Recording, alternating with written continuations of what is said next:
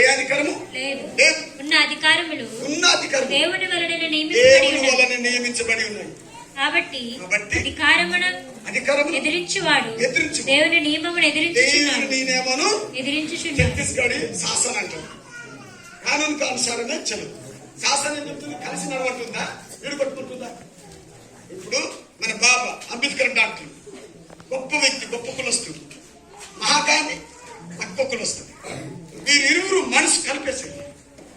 వీరిరువురు మనసు కలిపారు కనుక మన దేశం స్వతంత్రం తెచ్చింది. అది ఉందా ఈరోజు? ఉందా? తక్కువ కులస్తుడైనా డబ్బు ఉంటే కుడుమకాయనంతా జైనట్ పెరిగిపోతాడు. చాలా జాగ్రత్తగా వినండి. ఇక్కడ అధికారము నువ్వు నమ్మకపోయిన నీతి కాదు. అది దేవుడు పానమిచ్చిన దేవుడే అధికారం. చాలా జాగ్రత్త వినాలి. ఇక్కడ చెప్తున్న హెచ్చరిక గ్రంథంలో చూడండి 7వ అధ్యాయం 26వ వచనం చెప్తాడు. దేవుడు నియమించిన చట్టాన్ని వ్యతిరేకిస్తే ఆయన వెంటనే ప్రమశించి అయ్యా ఆయన కురిచిచ్చను చేర్చిచ్చను స్వదేశ త్యాగమని చేయరు. నీ దేవుని ధర్మశాస్త్రముగా రాజు యొక్క చట్టముగా గైకొనని వాడు త్వరగా విచారణ చేసి మరణ శిక్ష అయినను స్వదేశ త్యాగమైన ఆస్తి జప్తి అయినను ఖైదునైనను వానికి విధింపవలెను. బైబిల్ బాగా చదువుతాం కనుక ఇవన్నీ నేను జ్ఞాపకం చేసుకుంటాను. అది నా మెయిన్ పిచ్చిదైతే ఎన్నో దేశాలు నన్ను పిలుస్తాను. పిలిచి నేను డబ్బు కలగబడలేదు, సత్యం ఖచ్చితంగా ఖండిస్తాను. తెలుసా? యేసు ప్రభు మధ్యలో వచ్చిందని చాలా మంది చెప్తారు. యోహాను సువార్త 17వ అధ్యాయం చదవండి. యేసు క్రీస్తు భూమి ఆకాశం లేనప్పుడే చూడండి. ఇక్కడ చాలా మంది బైబిల్ కరెక్ట్ చదవండి. నేను భగవద్గీత కోరాలు బైబిల్ 3 చదువుతాను. దానికి చదువులేదు కానీ 3 దగ్గర పెట్టుకుంటాను. ఏది సత్యం, ఏది అబద్ధం. అబద్ధం విడిచిపెట్టి సత్యాన్ని అనుసరి చాలా చదువు. తండ్రి లోకం పుట్టక మునుపు నీ యొద్ద నాకు ఏ మహిమ ఉండేను? ఎక్కడ లోకం పుట్టక ముందే యెహోవా దేవుని దగ్గరకు అట్లయింది. అయ్యా సువార్త చెప్పి శిలువలో వేసే సమయంలో ఈ మాట పలికారు. నీ సొంత సువార్త అని చెప్పేశాను 33వ సంవత్సరంలో. కానీ నేను వస్తున్నాను. లోకం పుట్టక ముందు నీ దగ్గర ఏమైనా ఉందో ఆ మహిమతోనే మళ్ళీ నన్ను నీ యొద్ద మహిమపరచు. బైబిల్ చదవాలండి. మీరు నమ్మకం. నేను ఒక అమ్మ లక్ష్మీనాగారం పేద కొట్టు పెడుతుంది. ఇక్కడ నుంచి ఇక్కడ దాకా పెడుతుంది. పెద్ద కొట్టేది కిరాణి కొట్టు, హోల్సేల్ కొట్టు. అమ్మ దగ్గరికి వెళ్ళి నా సాక్షి చెప్పాను. వెంటనే 14 కేజీలు బంగాళదుంపలు 10 కేజీలు వంకాయలు ఇచ్చేసింది ఫ్రీగా.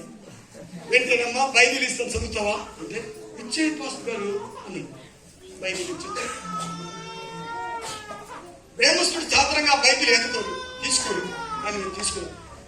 చాలా థ్యాంక్స్ అమ్మా. ఎందుకు చెప్తున్నా? 10వ అధ్యాయం 30వ వచనం. 10వ అధ్యాయం 30వ వచనం. నేను తండ్రిను ఏకమై యేసుక్రీస్తు ప్రభు సృష్టికర్తమైన దేవుడు ఏకమై వారితో చెప్పాను. చూడండి 8వ అధ్యాయం 58వ వచనం. యేసు అబ్రహాము పుట్టక మునుపే అంటే భూమిలో మనుషులు పుట్టక ముందు ఎవరున్నారు? నేను ఉన్నానని మీతో నిశ్చయముగా చెప్పుచున్నాను. చాలా మంది ఈ సత్యం నిబ్రాన్ని చెప్పేవారు శాంపుల్ లేరండి. వాస్తవంగా కొంతమంది బైబిల్ చదువుకుంటూ వ్యతిరేకంగా మాట్లాడేవారు ఉన్నారండి. బైబిల్ చదవండి. మీరు నమ్మినా నమ్మకపోయినా బైబిల్ చాలా గొప్పదండి. దేవునికి స్తోత్రం. కనిపించలేని ఉన్నతమైన స్థానంలో ఉంది బైబిల్.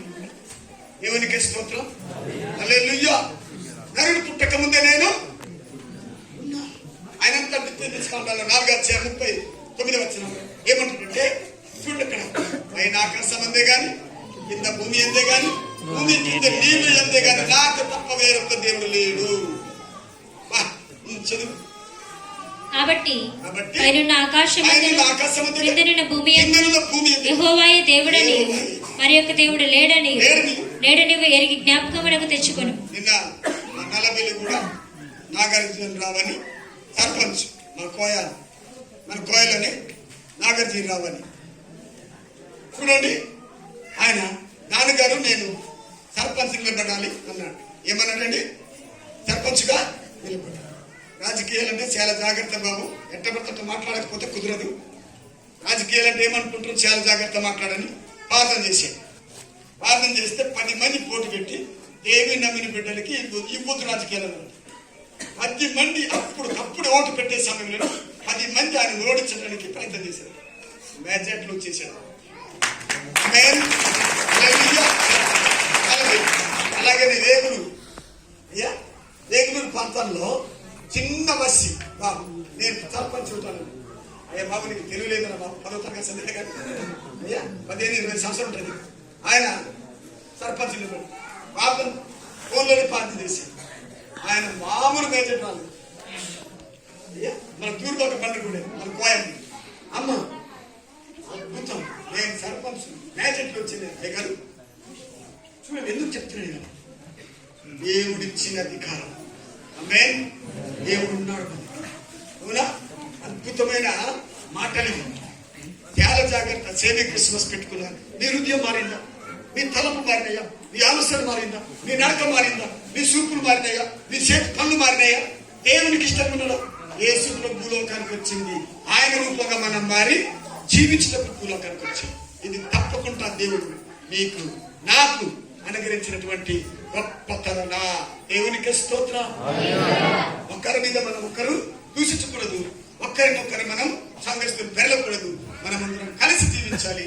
లోకమంతా దేవుడు ఒక రోజున రాబోయే దినాల్లో ఆయన మహిమలోకి తీసుకొస్తున్నాడు. దేవునికి స్తోత్రం. అందరూ మోకరించండి. దేవుల్లో పరిచాడు, ఓదార్చాడు, అనుగ్రహించాడు, దర్శించాడు. దేవునికి స్తోత్రం. రేపు మళ్ళా నలుగురు అవుతారు. ప్రకటనలో ఉంది సెమీ క్రిస్మస్. వచ్చేవారు అక్కడికి రండి. దేవునికి స్తోత్రం. ప్రతి ఒక్కరు